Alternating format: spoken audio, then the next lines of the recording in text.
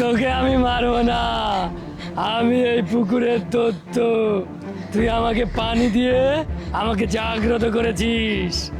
আমি আমি তোর জীবনকে পরিবর্তন করে দিতে চাই, আমি তোর উপকার করতে চাই। বল তুই কি চাস? না না, আমার কোনো কিছু লাগবে না, তুমি আমার ক্ষতি করো না, আমাকে তুমি ছেড়ে দাও। হ্যাঁ, আমি জানি তুই অনেক ভালো মেয়ে। শোন, তোকে আমি এখন কিছু টাকা দিব, বুঝছিস? আর তোকে আমি একটা অলৌকিক শক্তি দেব। সেই শক্তির বলে তুই অনেক কিছু করতে পারবি। তুই মানুষকে যা ইচ্ছা তাই করতে পারবি, তোর বশে নিয়ে আসতে পারবি। তুই জীবনে অনেক কষ্ট করছিস, আজ থেকে তোর কষ্টের দিন শেষ। এই নে তোকে অনেকগুলো টাকা দিলাম, এই নে।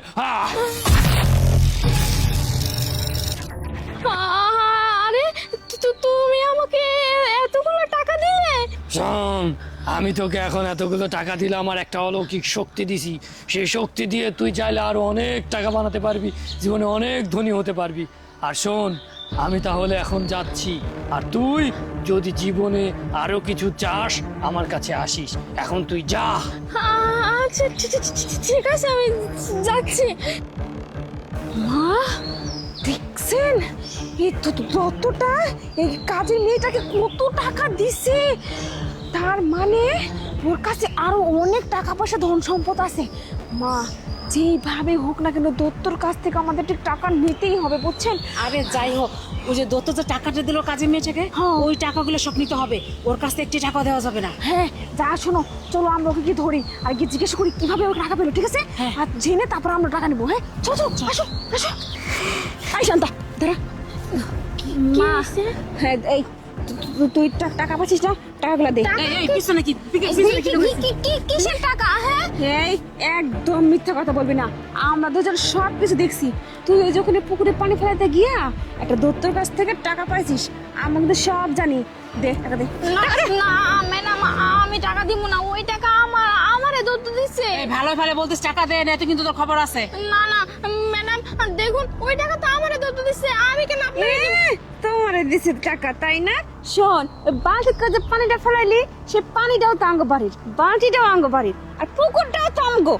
আর ফলাইছিস তুই, টাকা পাই গেছ, তোর হয়ে গেল নাকি টাকা? আমি আমাকে দে দে। আমাকে বাড়িতে কাজ করস, কাজের মহিলা, আবার এত টেম্পারেচার কিসের? হ্যাঁ শোন, দত্তর কাছ থেকে যা পাবি, যখন যেখানে যা পাবি সব আমাকে হানে দিবি, নাহলে কিন্তু তোর খবর আছে।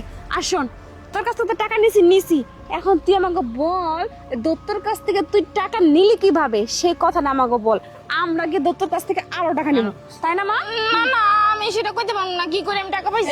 এই কবি না মানে এক্ষুনি কর, না তো কিন্তু এনি তো শেষ করে দিব। দত্তরে কিভাবে পাইছিস তুই কর? না আমি কইতাম না গা, আমি কেমনে টাকা পাইছি কইতাম না।